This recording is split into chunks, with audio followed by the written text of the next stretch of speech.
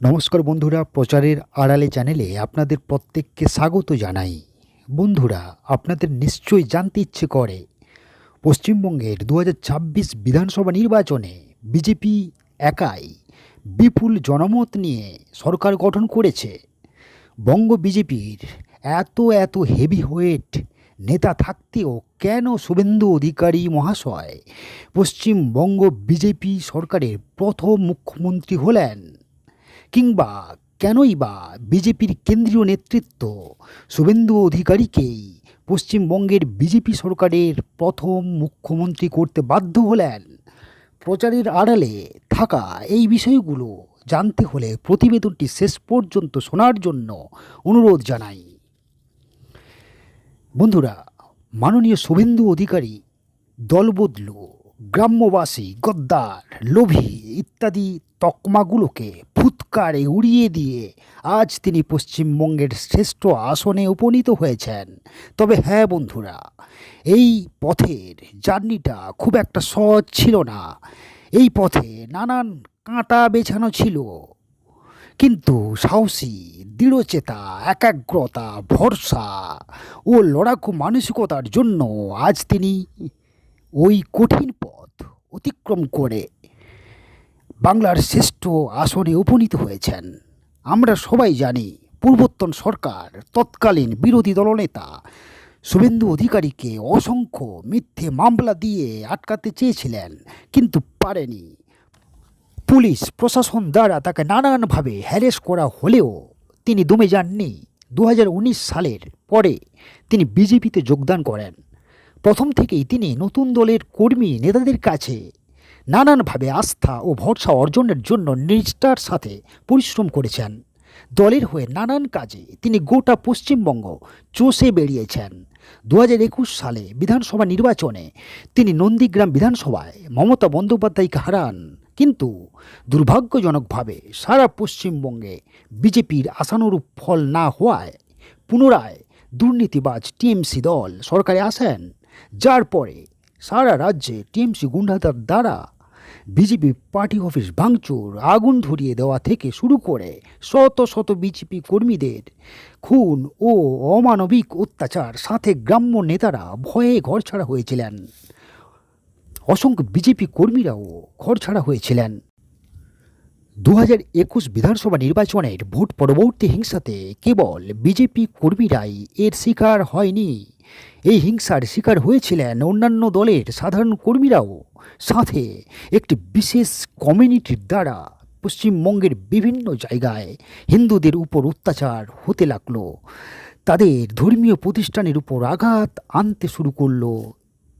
এইরূপ পরিস্থিতিতে তৎকালীন এলওপি মাননীয় শুভেন্দু অধিকারী মহাশয় কর্মীদের মনোবল বাড়ানো তথা তাদের পাশে থাকতে পশ্চিমবাংলার নানান জায়গায় নিজের প্রাণের ঝুঁকি নিয়েও ঘুরে বেরিয়েছেন, নানাভাবে তাদের পাশে থেকেছেন।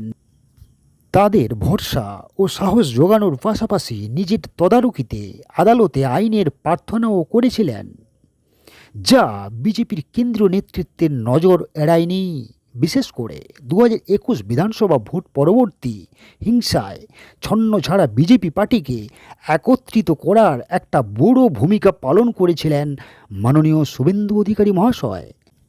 তিনি বিধানসভার বিরোধী দলনেতা হওয়ার কারণে তার নিজের দলের প্রায় সমস্ত বিধায়কদের তিনি একটি সূত্রে বাঁধতে সক্ষম হয়েছিলেন। তাঁরই মুখ চেয়ে তখনকার অনেক বিজেপি বিধায়ক দলত্যাগ করেননি।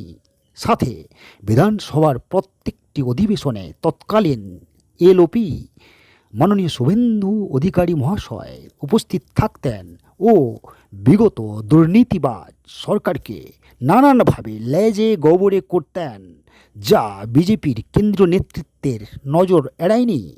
তৎকালীন বিগত সরকারের দ্বারা সৃষ্ট রাজ্যের নানান জ্বলন্ত ইস্যু, যেমন শিক্ষা দুর্নীতি, কয়লা, বালি, কাটমানি, গরু অভয়াকাণ্ড, ডিএ ধর্ষণ ইত্যাদি নিয়ে তিনি সুনিপুণভাবে দৃঢ় প্রতিবাদ করেছেন। সাথে প্রতিটির জন্য তিনি নিজে ব্যক্তিগতভাবে আদালতে আইনের প্রার্থনা করেছেন এবং সবসময় ভুক্তভোগীদের পাশে থেকেছেন। মাননীয় শুভেন্দু অধিকারী মহাশয় রাজ্য নেতৃত্বের পাশাপাশি কেন্দ্রীয় নেতৃত্বের সাথে সুনিপুণভাবে ভারসাম্য রেখেছিলেন। পশ্চিমবঙ্গের বিভিন্ন জেলায় মাননীয় শুভেন্দু অধিকারী মহাশয়ের জনসভায় জনগণের বিপুল ভিড় ও জনআবেগ বিজেপি পার্টির কেন্দ্রীয় নেতৃত্ব নজরে রেখেছিলেন। মাননীয় শুভেন্দু অধিকারী বুঝেছিলেন পশ্চিমবঙ্গে অধিকাংশ মুসলমানেরা বিজেপিকে ভোট দেবে না, তাই তিনি হিন্দুদের একত্রিত হওয়ার বার্তা দেন। প্রতিটি জনসভায় তিনি নিজে হিন্দুত্বের অনুভূতি জাগিয়ে তোলার জন্য জনমানসে নানাভাবে বার্তা দিয়েছেন। তিনি হিন্দুত্বের পূজারী হয়ে পশ্চিমবঙ্গে সকল হিন্দুদের এক ছাতায় আনতে সক্ষম হয়েছেন, যা কেন্দ্রীয় নেতৃত্বের নজর এড়ায়নি। 2026 বিধানসভা নির্বাচনের জন্য বাংলায় SIR, ভোট গ্রহণ, ভোট গণনা, নিরাপত্তা এই সমস্ত কিছুই তিনি ECI ও কেন্দ্রীয় নেতৃত্ব, রাজ্য নেতৃত্বকে নিয়ে সুনিপুণভাবে সম্পন্ন করেছেন।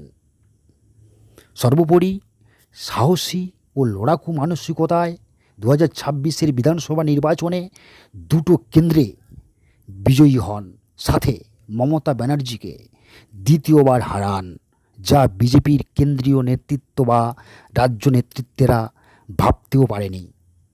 কেন্দ্রীয় স্বরাষ্ট্রমন্ত্রী তথা বিজেপির বর্তমান সর্ববৃহৎ নেতা অমিত শাহের খুবই বিশ্বস্ত ও আস্থাভাজন হয়ে উঠেছিলেন মেদিনীপুরের কাঁথির অধিকারী বাড়ির এই ছেলেটি। বন্ধুরা, বিজেপির কেন্দ্রীয় নেতৃত্বরা মনে করেন বিজেপির এই প্রথম পশ্চিমবঙ্গে সরকার গঠনের ক্ষেত্রে শুভেন্দু অধিকারীর অধিকাংশ ভূমিকা রয়েছে। তাই তারা প্রথম বিজেপি সরকারের মুখ্যমন্ত্রী মাননীয় শুভেন্দু অধিকারী ছাড়া আর কাউকেই ভাবতে পারেননি। তারা এও মনে করেন শুভেন্দু অধিকারী পশ্চিমবঙ্গের শ্রেষ্ঠ বিরোধী দলনেতা ছিলেন, যা তাকে পরবর্তীতে বিজেপির প্রথম মুখ্যমন্ত্রী হতে সাহায্য করেছে।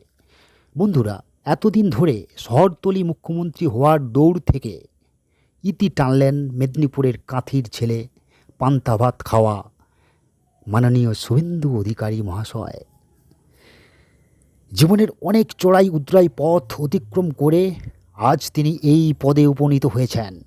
আশা করি মাননীয় অধিকারী মহাশয় রাজ্যবাসীর প্রত্যাশা পূরণের মধ্য দিয়ে আগামীর শ্রেষ্ঠ মুখ্যমন্ত্রী হবেন, সে বিষয়ে সন্দেহ নেই। ভগবান তাঁর মঙ্গল করুক। বন্ধুরা, আজকের প্রতিবেদন আপনাদের কেমন লাগলো জানাবেন। ভালো থাকুন, পাশে থাকুন। ধন্যবাদ, নমস্কার। ভারত মাতা কি জয়।